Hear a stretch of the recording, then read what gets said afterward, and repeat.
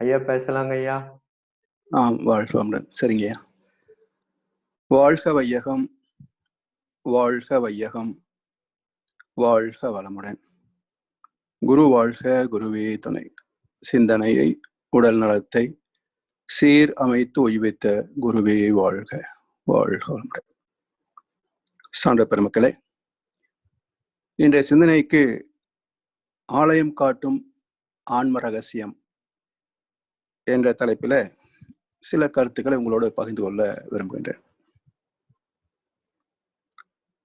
மனித உடலுக்கு ஆதாரம் மையமாக இருப்பது ஆன்மா என்று எல்லா வேதங்களும் சொல்லுகின்றன. இந்த ஆன்மா எப்படி இருக்கிறது, எங்கே உருவாகிறது, நமக்குள் எப்படி செயல்படுகிறது என்ற கேள்வியிலிருந்து இந்த சிந்தனை நாம் தொடங்குகிறோம். ஒரு கரு உருவாகின்ற போது தந்தையின் ஆத்மாவிலிருந்தும் தாயின் ஆத்மாவிலிருந்தும் பதிவுகளின் நகல் எடுத்து இயற்கை ஆற்றலோடு இணைந்து தாயின் கர்ப்பத்தில் கருவாக உருவாகிறது. இதுல நுட்பம் என்ன அப்படின்னா, சில தம்பதியருக்கு சாந்தி முகூர்த்தத்திலேயே கருவாவதும் உண்டு. பெரும்பாலான தம்பதியருக்கு 3 மாதம் 4 மாதம் கழித்து கருவாவதும் உண்டு. சில தம்பதிகளுக்கு 5 ஆண்டு 10 ஆண்டு கழித்தும் கருவாவது உண்டு. என்றால் என்ன காரணம் என்று ஆய்ந்து பார்க்கின்ற போது, கணவன் முதலாக அவருடைய 6 தலைமுறைகள், மொத்தம் 7, அதே போல மனைவி முதலாக அவருடைய முன்னோர்கள் 6 தலைமுறை, இப்படி 7 7 14 தலைமுறைகளில் என்னென்ன கர்ம வினைகளை புரிந்தார்களோ அந்த பாவ புண்ணிய கணக்குக்கு ஏற்ப எந்த நட்சத்திரம் பொருந்துமோ அந்த நட்சத்திரத்தினுடைய ஆதிக்கத்தில் தாம்பத்தியம் நிகழ்கின்ற போது கருவாகிறது. ஜோதிட சாஸ்திரம் சொல்லும் நட்சத்திர பலனை மனித வாழ்க்கையை நிச்சயிக்கிறது. இரண்டாவது கருத்து, நட்சத்திர பலனும் கர்ம பலனும் இணைந்ததுதான் வாழ்க்கை என்று சாஸ்திரம் சொல்கிறது. ஆனா இந்த இரண்டையும் ஆய்ந்து பார்க்கின்ற போது இந்த நட்சத்திரம்தான் பொருத்தமானது என்று தேர்வு செய்கின்ற திறம் கர்ம வினைகளுக்குத்தான் உண்டு. அதனால் ஒரு குழந்தை கருவாகின்ற போது எந்த நட்சத்திரத்தில் அது கருவாக வேண்டும் என்பதை தாய் தந்தையரின் 7 7 தலைமுறைகள் பெற்ற பதிவுகளை நிச்சயிக்கின்றன. அப்படி தந்தையின் உடலிலிருந்து வெளிப்படுகின்ற ஒரு நகல் தாயின் கருப்பையில் உருவாக்கிய முட்டை நகலோடு இணைந்து நட்சத்திரங்களின் தாக்கத்தோடு மேன்மையடைந்து அது கருவாகிறது. இந்த கருவாகின்ற நிலை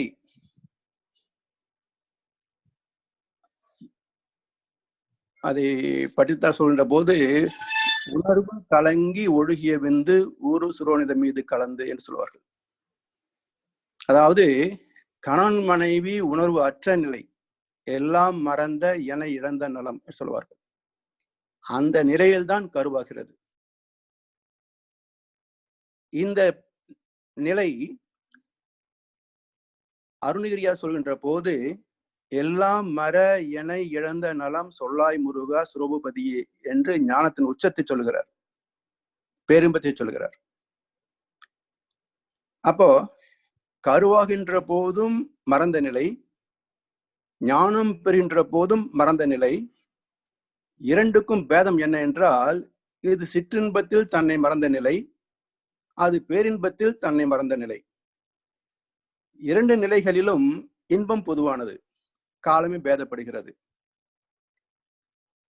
அதனால் கரு உருவாகின்ற போது இன்பத்தில் உருவாவதனால் அந்த இன்பத்தின் மறுமுனையாகிய பேரின்பத்தின் சாயல் அதுல பிரதிபலிப்பதனால கருவாகின்ற எந்த மனிதனுக்கும் தெய்வத்தை பற்றிய நாட்டம் உண்டு. அறிந்தோ அறியாமலேயோ கடவுளை தேடாதவன், கடவுளை பற்றி பேசாதவன் இருக்க முடியாது. பெரும்பகுதியான மக்கள், 700 கோடி மக்கள் தொகையில கிட்டத்தட்ட 650 கோடி மக்கள் தொகை இதுலதான் அடங்குகிறது.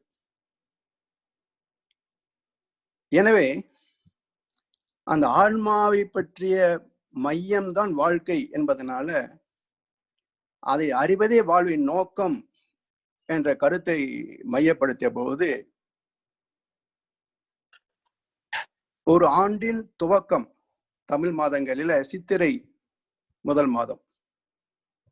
அது என்ன குறிப்பை சொல்லுகிறது என்றால், சித் திரை என்ற இரண்டு வார்த்தைகள் இணைந்து சித்திரை ஆகிறது. சித் என்றால் உயிர் என்று பொருள், திரை என்றால் மயக்கம், அறியாமை, மாயை என்று பொருள். ஒரு கரு உருவாகின்ற போது உணர்வு கலந்த மறந்த நிலையிலே அது ஏன் பிறக்கிறோம் என்ற ஒரு தெளிவு இல்லாமல் தான் பிறக்கிறது. உயிர் என்ற மயக்கத்தில் தான் பிறக்கிறது. சித்திரை என்று சொன்னாங்க. அது இயற்கையின் நியதி, இயல்பு, அது தவறு என்று சொல்ல முடியாது. ஆனால் சித்திரையில் பிறக்கின்ற அந்த ஆன்மா, அதாவது மயக்கத்தில் பிறக்கின்ற ஆன்மா, மயக்கத்திலேயே வளர்ந்து வாழ்ந்து செத்து போவது மனிதனுக்குள்ள சிறப்பு அல்ல. அப்ப எந்த சிறப்பை பெற வேண்டும் என்றால், சித்ரா பௌர்ணமி. பௌர்ணமி என்பது வெளிச்சம். அது சூரியன் கொடுக்கின்ற வெளிச்சம், சந்திரன் கொடுக்கின்ற வெளிச்சம், அல்லது விளக்கு கொடுக்கின்ற வெளிச்சம். எப்படி விளக்கின் ஒளியில் பாதையில் உள்ள மேடு பள்ளங்களை புரிந்து கொண்டு இடர்கள் இல்லாமல் பயணிக்கின்றோமோ, அதே போல வாழ்வில் சந்திக்கின்ற இன்ப துன்பங்களை அடையாளம் கண்டு தரம் பிரித்து இன்பத்தை மட்டுமே தக்க வைத்துக் கொள்ளக்கூடிய அறிவின் திறம் வெளிச்சமாக ஓமானிக்கப்படுகிறது. அதனால மயக்கத்தில் பிறந்தாலும் தெளிவை நோக்கி பயணிக்க வேண்டும் என்பதை சுட்டுவதுதான் சித்ரா பௌர்ணமி. அதுக்கு என்ன செய்ய வேண்டும் என்ற கேள்வி இயல்புதானே. அதுக்கு அடுத்த மாசம் சொல்கிறது வை காசி. காசி என்றால் இந்த பிரபஞ்சம், உலகம். மனதை உடல் என்ற நிலையில வைத்துக் கொள்ள வேண்டாம், அதை இந்த பிரபஞ்சமாக உலகத்தோடு இணைத்து விடு. வை காசி. அப்படி இந்த மனதை, ஆத்மாவை பரமாத்மாவோடு இந்த பிரபஞ்சத்தோடு இணைக்கின்ற போது அது விரிவு பெறுவதனால வைகாசி விசாகம் என்று சொன்னாங்க. அந்த விசாகத்துக்கு சிறப்பு, முருகனுக்கு பால் காவடி எடுக்கணும்.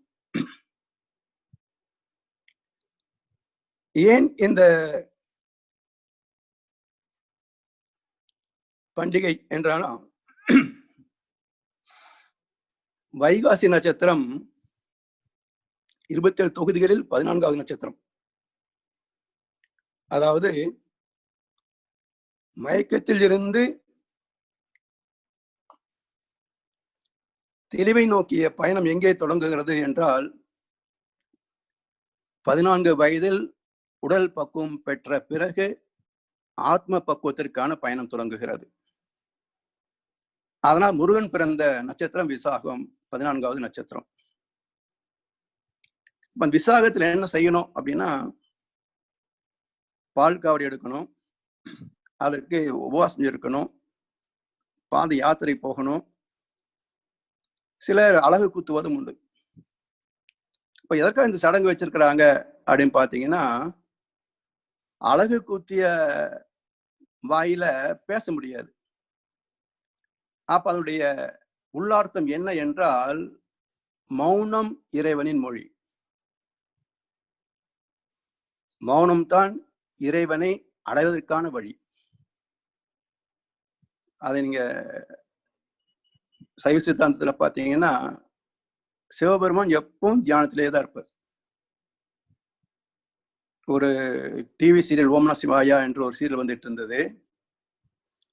அதுல இந்த தேவர்கள் மற்ற எல்லாரும் போய் சிவனை தரிசிப்பதற்காக கைலாசம் போவாங்க.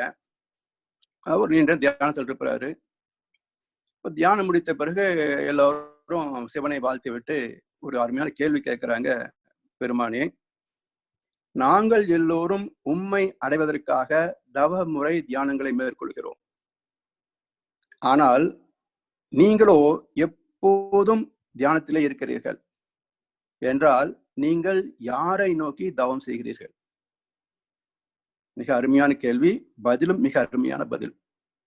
நான் என் மூலத்தை நோக்கி தவம் செய்கிறேன்.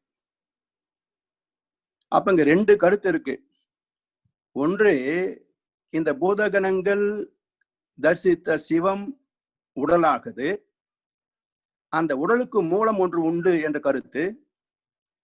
இரண்டாவது கருத்து, அந்த மூலத்தை அடைகின்ற வழி தியானம் மட்டுமே என்பது. அதனால் மௌனத்தின் மூலமாகத்தான் இறைவனை உணர முடியும் என்று காட்டுவது அழகு குத்துறது. பால் காவடி, பால் என்பது வித்து சக்தியை குறிக்கக்கூடியது. அந்த வித்து சக்தி கண்ட குண்டலியாய் மேலே ஏற்றி புருவமத்திக்கும் பிடரி கண்ணுக்குமாக அது ஊஞ்சலாடுவது போல ஆட்டுவதற்கு காவடி தவம் என்று மகரிஷி அவர்கள் ஆரம்ப காலங்களில் கொடுத்துட்டு இருந்தாங்க. பிறகு மனோன்மை தவத்தினுடைய ஒரு பகுதியாக மாற்றம் பெற்றது. பிறகு அந்த தவம் எடுத்துட்டாங்க. அப்படி தவத்தின் மூலமாக இறைவன் அறிவதற்கான படித்தளம் அடுத்த சடங்குல சொல்லுது. அதனோடு உபவாசம் இருந்து பாத யாத்திரை மேற்கொள்ள வேண்டும். இதனுடைய கருத்து என்னென்றால், உணவு இல்லாத போது இந்த உடல் தன்னை தூய்மை செய்து கொள்ளும். எனவே இரண்டு பண்புகள் ஆன்மீகத்தை நம்மை நோக்கி அழைத்து செல்லும். ஒன்று உண்ணா நோன்பு, இன்னொன்று மௌன நோன்பு. உண்ணா நோன்பு உடலை தூய்மை செய்யும், மௌன நோன்பு மனதை தூய்மை செய்யும். இந்த இரண்டும் இணைந்து ஆத்ம தூய்மை ஆகும். அது பரம்பொருளை நாடி பயணிக்கும். இதை இணைத்ததுதான் வைகாசி விசாகம். அப்படி விரிந்து பிரபஞ்சமே ஒன்றாக காண்கின்ற போது என்ன அனுபவத்தை பெறுகிறோம் என்றால், இந்த உடலில் இருக்கின்ற ஆத்மா மட்டும் அல்ல, பல கோடி மக்கள், ஜீவ இனங்கள், பஞ்சபூதங்கள் இணைந்த பிரபஞ்சம் அனைத்தையும் ஆண்டு கொண்டிருப்பது ஒன்றே, ஒரு பரம்பொருளே. அந்த பரம்பொருள் தான் எல்லாமாக பின்னப்பட்டிருக்கிறது என்று உணர்கின்ற போது ஆண் நீ ஆணி. ஆண் என்றால் ஆன்மா. இப்ப ஆன்மாவை நீயாக இருக்கிறாய் என்று உணர்வது.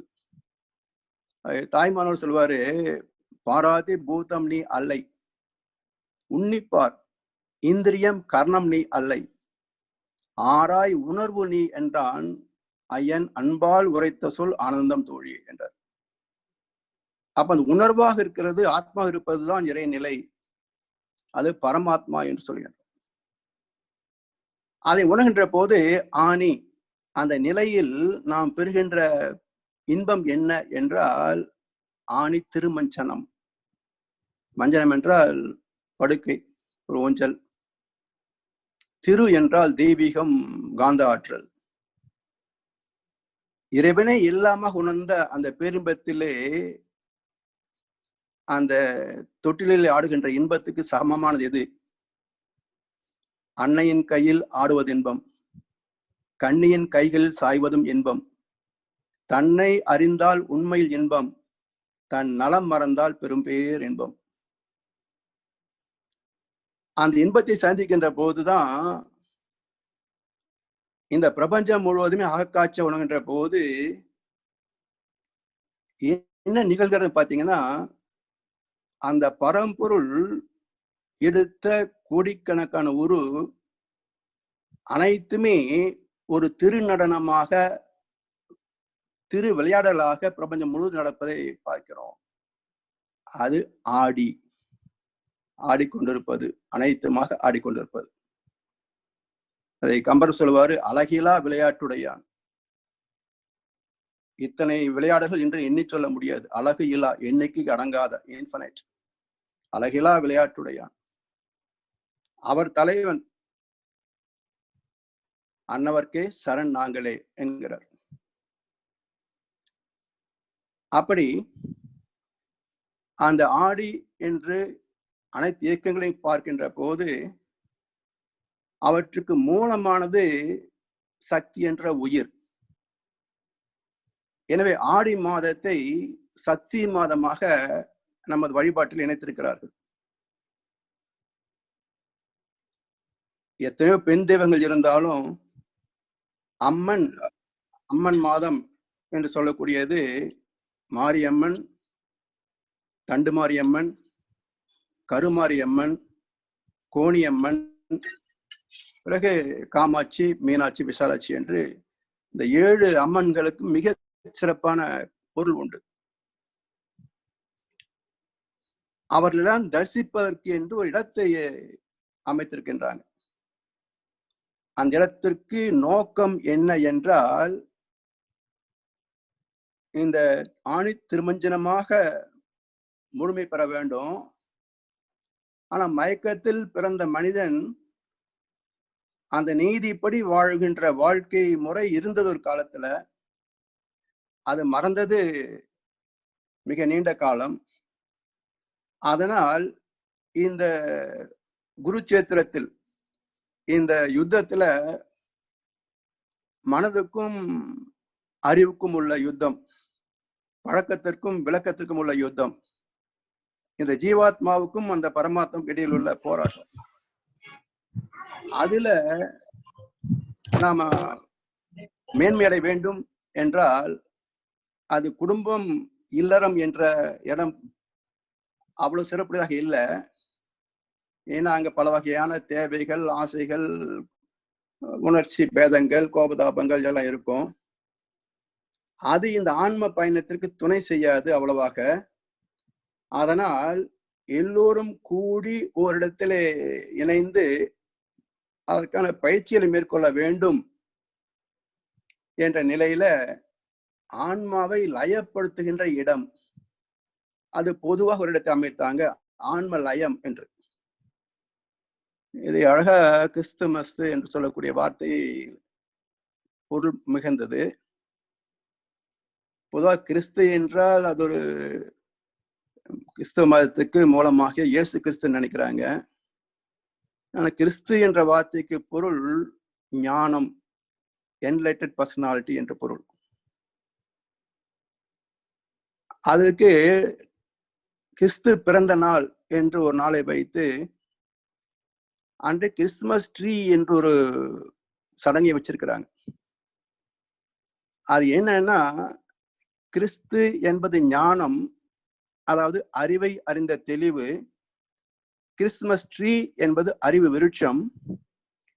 அப்ப அறிவு கனியை புசித்தால் மட்டும் போதாது, அறிவு விருட்சத்தையே புசிக்க வேண்டும்.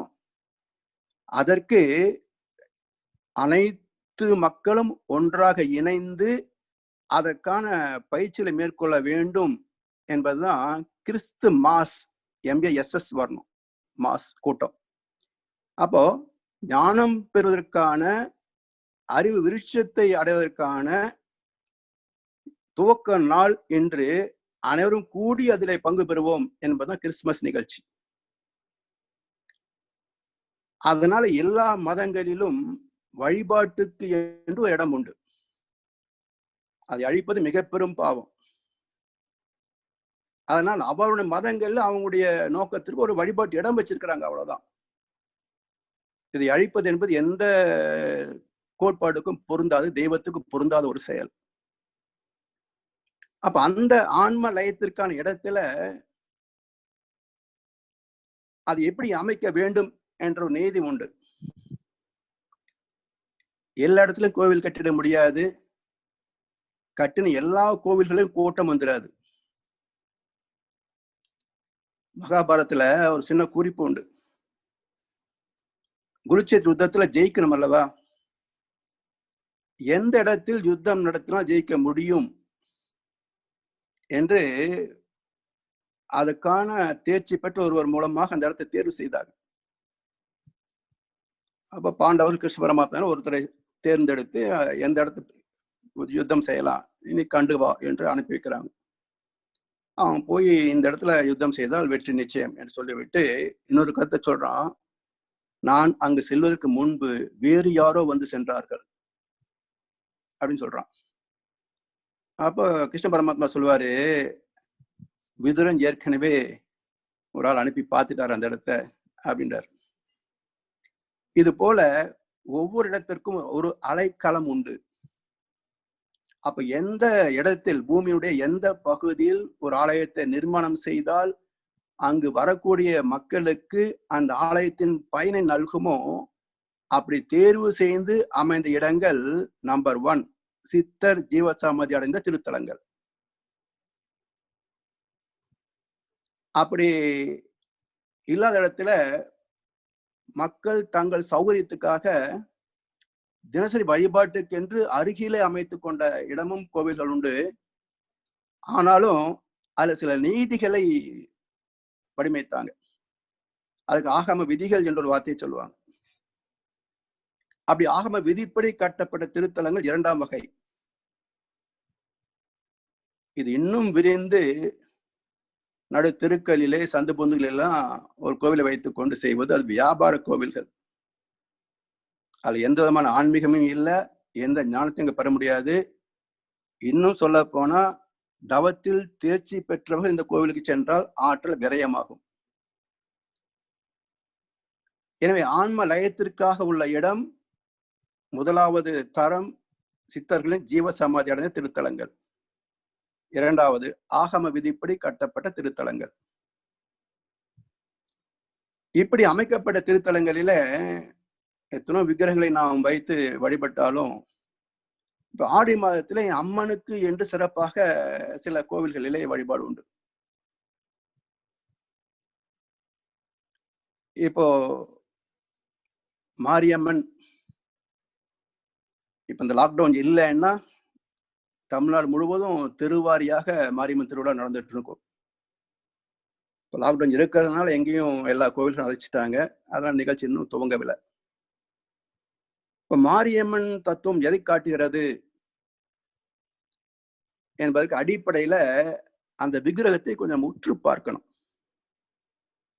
அம்மன் விக்கிரகம், அம்மனின் காலடியில 3 தலைகள் இருக்கும், அரக்க தலைகள். எதை காட்டுகிறது என்றால் மனிதன் மயக்கத்திலிருந்து படிப்படியாக தெளிவு பெற்று ஆத்ம தரிசனத்தை பெற வேண்டும் என்றால் மாரி அம்மன் மாற்றி பிறக்கணும்.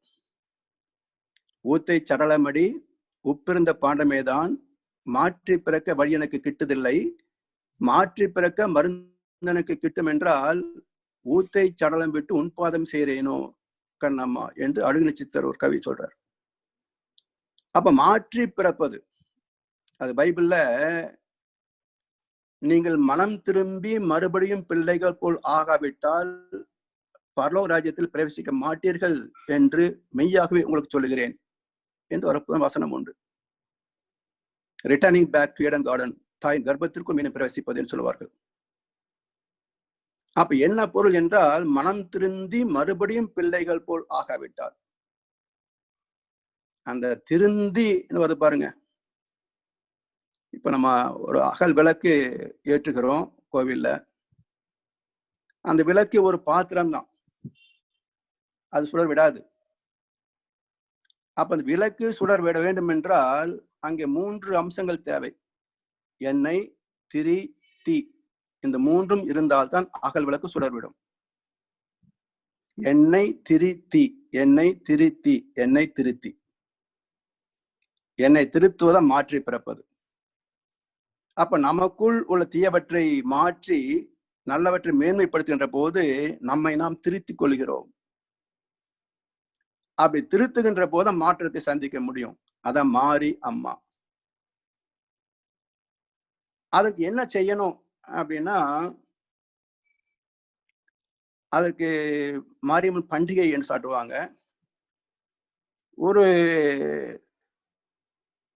செவ்வாய்க்கிழமை நினைக்கிறேன், அல்லது புதன்கிழமை தெரியல, மறந்துட்டேன். அந்த அன்னைக்கு அம்மனுக்கு நேர் எதிரில் பூமியில ஒரு இடத்துல லேசா ஒரு சின்ன குழி தோண்டி அதுல நீர் விட்டு ஒரு மலரை வைத்து பூசாட்டுதல் என்ற நிகழ்ச்சி நடக்கும். அதுக்கு அடுத்த வாரம் அதே இடத்துல இன்னும் ஆழமான குழி தோண்டி ஒரு 3 கிளை உள்ள ஒரு கம்பத்தை நட்டு அதுல ஒரு அக்னி சட்டி வைப்பாங்க. இது கம்பம் சாட்டுதல் சொல்லுவாங்க. அதுக்கு பிறகு அடுத்த வாரம் திருவிழா நடக்கும். இப்ப இது எதை காட்டுகிறது இந்த சம்பவங்கள் அப்படின்னா, மாற்றி பிறப்பதற்கான வழி மூலம் எங்கே என்றால் நமக்குள் இருக்கின்ற மூல ஆதாரம். அதை தோண்டி பார்க்கணும். மண்ணை தங்கச்சி, என்னை தோண்டி ஞானம் கண்டேன், இதுதான் என் கட்சி என்றார் கண்ணதாசன். தன்னை தோண்டி பார்க்கணும்.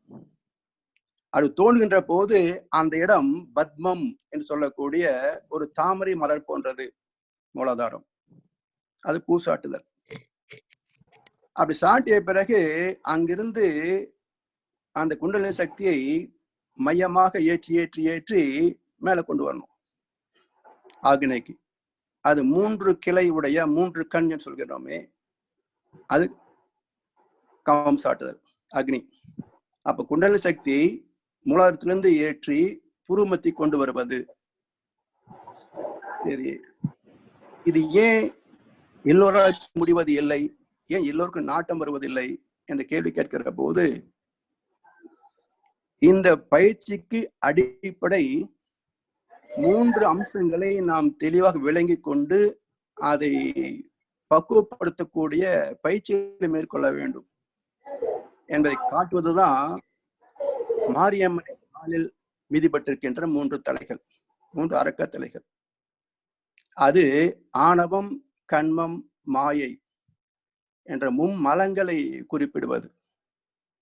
அப்ப ஆன்மீக வாழ்க்கையை துவங்கி குண்டலினி சக்தியை தீட்சை பெற்று மேலே ஏற்றுகின்ற பயிற்சியை தொடர்ந்து செய்கின்ற போது, ஒன்று ஆன்மீக விளக்கங்களால் பெறுகின்ற தெளிவில் அந்த மாயை என்கின்ற மயக்கம் நீங்கி விடுகிறது.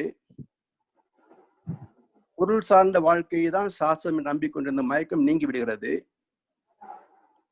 அந்த பொருள் சார்ந்த மயக்கம் நீங்கியதால் எப்படியாவது அந்த பொருளை பெற வேண்டும் என்று தர்மம் தவறி செய்த காரியங்கள் எல்லாம் விடுபட்டு போகின்றன.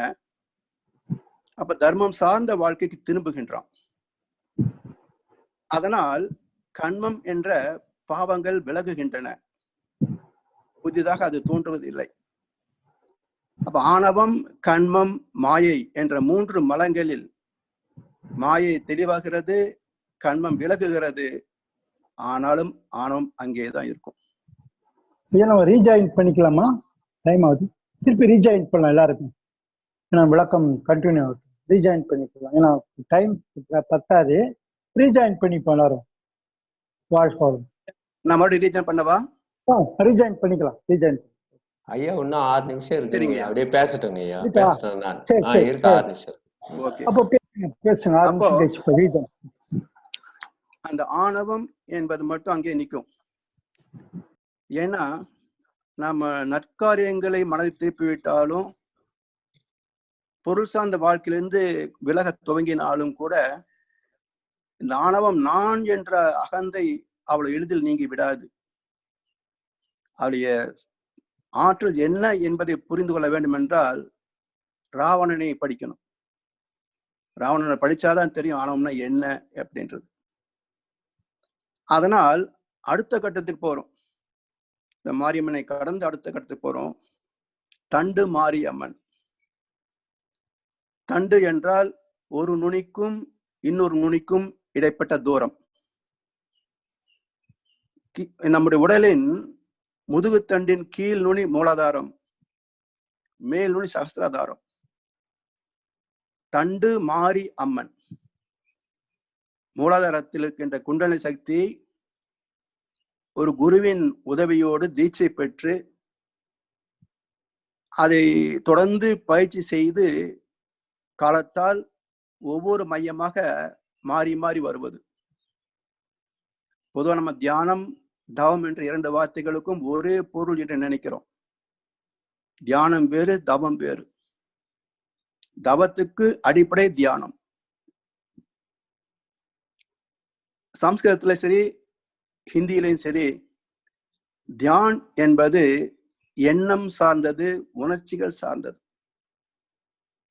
ந என்பது எதிர்ச்சொல். தியான் ந என்றால் எண்ணம் அற்ற நிலை, உணர்ச்சி அற்ற நிலை.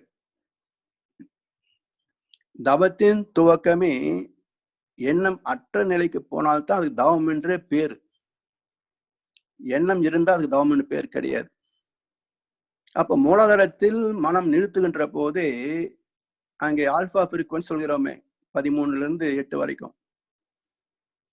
அப்ப மூலாதாரத்திற்கு தவக்கத்திற்கு வருகின்ற போதே 14 அலைச்சொல்லிலிருந்து கீழ் பயணிக்க தொடங்குவதால் அந்த இடத்துல எண்ணம் அற்றுவிடும். அது தியானம். அந்த எண்ணம் அற்ற நிலையில தொடர்ந்து ஒவ்வொரு மையமாக பயிற்சி செய்து செய்து ஒவ்வொரு மையமாக தவ்வி தவ்வி உயர்வது தவம். அப்படி உயர்ந்து வருவதுதான் தண்டு மாரி அம்மன். கீழ் மையத்திலிருந்து துரிய மையம் வரைக்கும் ஒவ்வொரு மையமாக தவ்வி தவ்வி உயர்ந்து அந்த இடத்தை அடைவது, சகஸ்ராதாரத்தை அடைவது தண்டு மாரி அம்மன். இப்ப தண்டு மாரியம்மன் காலடியில பாத்தீங்கன்னா ஒரு அரக்கன் இருப்பான். மாரியம்மன் காலடியில 3 அரக்கத்தலைகள். தண்டு மாரியம்மன் காலடியில ஒரு அரக்கன் இருப்பான். அது ஆணவம் என்ற அரக்கன். துரியத்தில் வந்து நிலைத்து பயிற்சி செய்ய இந்த உடல் என்ற உணர்வு அற்று போய்விடும். 8 அலைச்சுழல் வேகத்தில் மனம் ஸ்திரமாக நிற்கின்ற போது உடல் என்ற உணர்வு அற்று போய்விடும். அப்படி அற்று போகின்ற போது உணர்வு என்ற அறிவு மட்டுமே செயல்படுமே தவிர உணர்ச்சி, மனம் என்ற நிலை இருக்காது. அதனால் உச்சியில் நிலைத்த நிலை கரு மாரி அம்மன். அழகிரி சித்தர் கேட்டாரு, மாற்றி பிறத்தது. அப்ப இது உடலே அற்று போய் சிரசிலே உச்சியிலே லயித்த நிலை கரு மாரி அம்மன். அதனால அந்த உடல் உணர்வே இல்லாததனால் கருமாரிக்கு உடம்பு கிடையாது, தலை மட்டும்தான் இருக்கும். உடல் என்ற உணர்ச்சி அற்று போனதுனால கருமாரி அம்மனுக்கு உடல் இல்லாததுனால அங்க அரக்கணம் இல்லை, ஆணவம், கண்மம், மாயை என்ற எந்த மலமும் அங்க இல்லை. இப்ப அந்த நிலையில என்ன உணர்கின்றோம்? ஏற்கனவே ஆணியில உணர்ந்த மாதிரி எல்லாமே பிரபஞ்சம் முழுவதும் இயக்கி கொண்டிருக்கின்ற ஒரு பேராதர பெரும் சக்தி இருக்கிறதே, ஆதி சிவம், தெய்வம். அதே பரமபிதா என்றும் அல்லாஹ் என்று சொல்கிறார்களே, அதே சுத்த வெளிதான். எந்த மதமும் வேறுபட்ட ஒன்றை சொல்லவில்லை. ஒரே மூலத்தைத்தான் பல்வேறு வார்த்தைகளில் மொழிகள் சொல்லுகின்றன. அந்த சுத்த வெளிதான் எல்லாவற்றையும் அறிவாக ஆண்டு கொண்டிருக்கிறது என்று உணர்கின்ற போது கோ நீ அம்மன், கோணியம்மன். கோ என்றால் அரசு, ஆட்சி, அறிவு என்று பொருள். எது ஆண்கிறது என்றால் எல்லாம் வல்ல சிவமே அறிவாக ஆண்டு கொண்டிருக்கிறது என்கிற போது கோன் நீ அம்மன். இந்த பிரபஞ்சம் முழுவதும் சக்தி என்ற உயிராக விண்ணாக இயக்கிக் கொண்டிருக்கிறது. இதுக்கு அப்பால் சுத்த வெளியாக தூய அறிவாக இயங்கிக் கொண்டிருக்கிறது.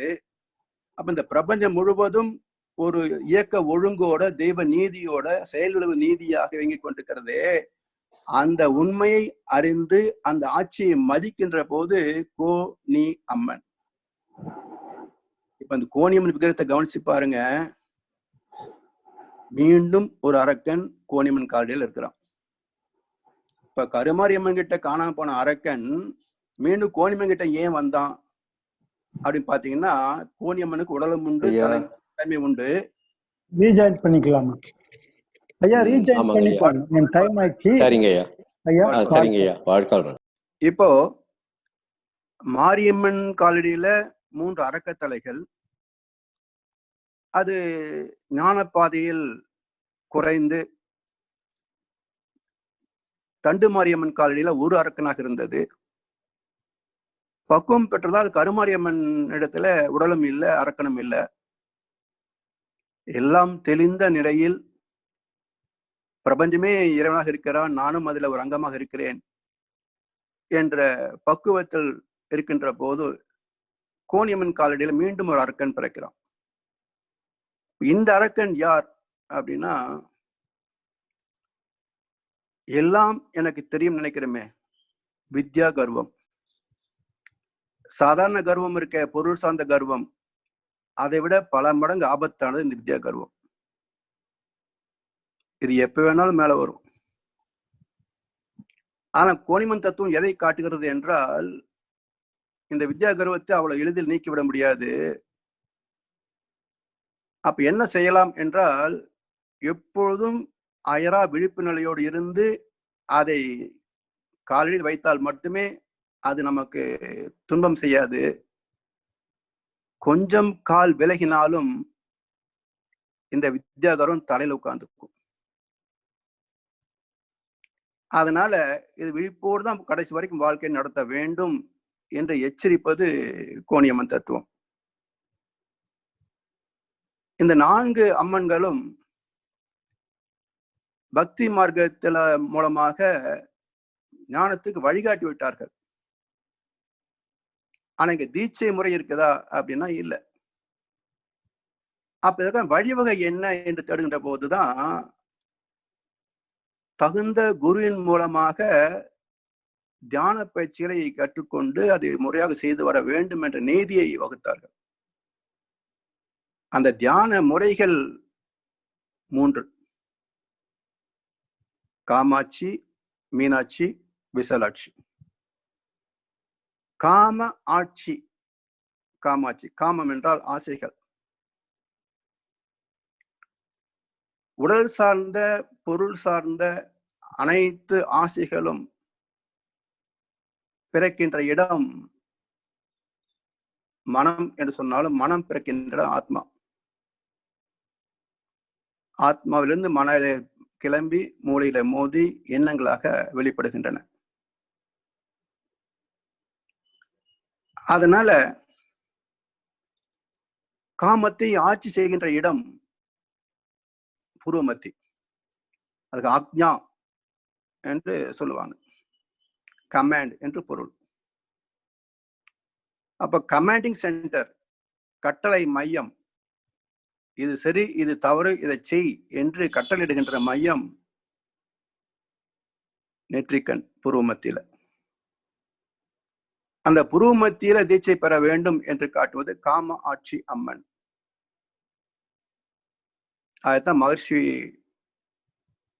மனவளக்கலை பயிற்சிகளில மூலாதாரத்திலிருந்து தொட்டு எழுப்பி நேரடியாக நமக்கு ஆக்னிக்கு கொண்டு வந்துடுறாங்க. பிறகு சாந்தி என்ற இறங்கப்படி தவம் கொடுத்து மறுபடியும் அடுத்த தீட்சையாக துரிய தீட்சை கொடுக்குறாங்க.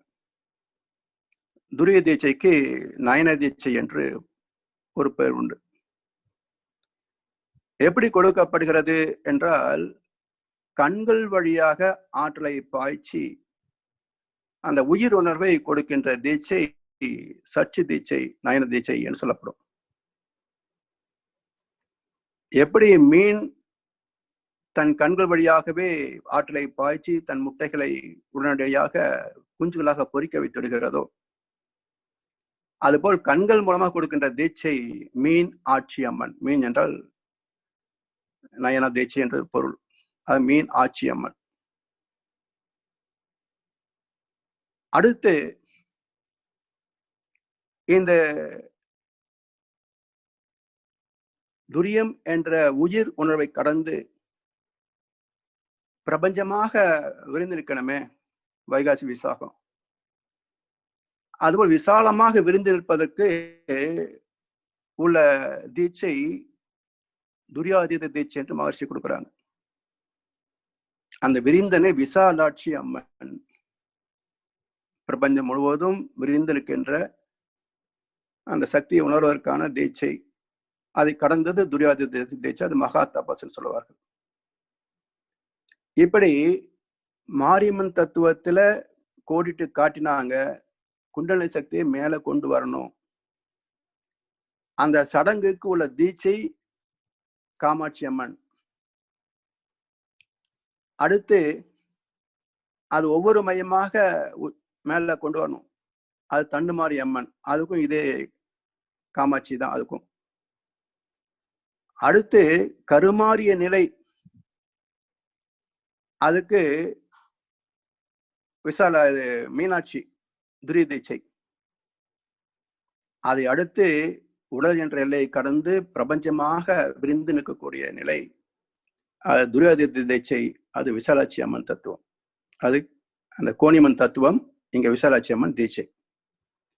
இப்படி ஆடி மாதத்துல அம்மன் தத்துவமாக இந்த 7 அம்மன்கள் மூலமாக மனிதன் மனதால் பெற வேண்டிய பக்குவத்தை எடுத்து விளக்கி சொன்னார். இதற்கு மேலாக ஆலய வழிபாடு எப்படி ஆத்ம ரகசியத்தை சொல்லுகிறது என்று பார்க்கணும். இப்ப விரிந்த நிலையே ஆத்ம ரகசியத்தை நம்ம காட்டி கொடுக்கக்கூடியதுதான். இன்னும் அதோட சடங்குகளை எப்படி விரிவாக சொல்லப்படுகிறது பாத்தீங்கன்னா, எந்த ஆலயமாக இருந்தாலும் உள்ள ஒரு கொடிக்கம்பம் இருக்கும், அது 7 நிலைகள் இருப்பதை பார்க்கலாம். அப்போ தெய்வத்தை தரிசிப்பதற்கான முதல் படி என்ன என்றால், இந்த உடம்பே 7 படி தத்துவம் தான். மூலாதாரம் தொட்டு துரியம் வரைக்கும் 7 நிலைகள் உண்டு. இந்த 7 நிலைகளை மனதில் வைத்து அதிலிருந்து நாம் அடுத்து கருவறையில் இருக்கின்ற தெய்வத்தை நோக்கி பயணிக்கிறோம். இதுல ஒரு குறிப்பிட்ட விக்கிரகத்தை வைத்து இந்த விக்கிரகத்திற்கு இன்னென்ன சக்தி என்று நமக்கு போதிக்கப்பட்டவை. எல்லா விக்கிரகங்களும் ஒரே மூலம்தான். ஆனா நம்முடைய மனதுக்கு இந்த வடிவத்தை வணங்கினால் இந்த மேன்மைகளை வளங்களை வாழ்க்கையில பெறலாம் என்ற கருத்தை நம்முடைய மனதிலே புகுத்தி, இதை பெறுவதற்காக நான் இந்த விக்கிரகத்தை வழிபடுகிறேன் என்று யந்திரம், மந்திரம், தந்திரம் என்ற 3 கோட்பாடுகளை மையப்படுத்தியதுதான் ஆலய வழிபாடு. யந்திரம் என்றால் குறிப்பிட்ட விக்கிரகம் அல்லது ஒரு தகடு, இது மாதிரி. மந்திரம் என்பது மண் திறம், ஒளி அதிர்வுகள் மூலமாக மனதின் ஆற்றலை அதிகப்படுத்தக்கூடிய திறம், அது மந்திர உச்சாடனம். அந்த மந்திர உச்சாடனம் மூலமாக அதை பெருக்கிக் கொள்ள வேண்டும். அடுத்து தந்திரம். ஐயா இன்னும் ஒரு 5 எதை நிமிஷம் ஐயா. வணங்கினாலும் நாம்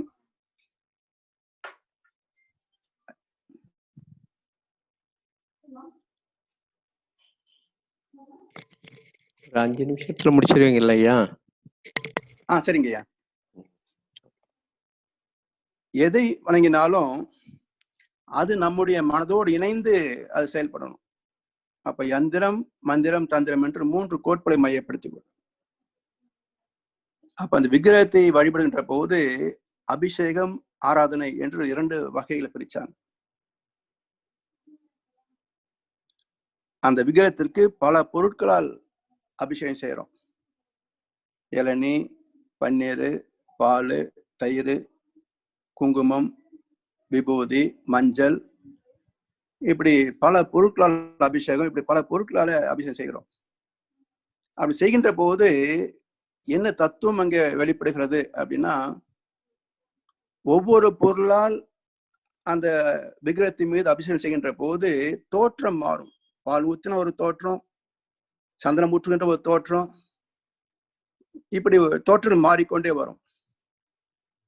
அப்ப கண்களால் நாம் பார்க்கின்ற தோற்றம் அதற்கு மூலமாக விக்கிரகம் மாறியதா என்ற விக்கிரகம் மாறல.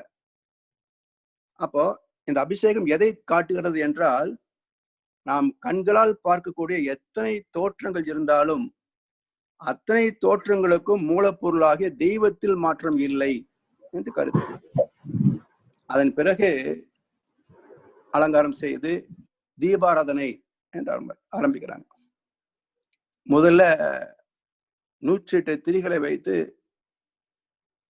ஒரு பலமுக தீபாராதனை காட்டுவாங்க. அதாவது அனைத்தும் தெய்வமே என்ற கருத்து. அந்த 108 அடுத்தது பார்த்தீங்கன்னா 5 முக தீபாராதனை வந்துடும்.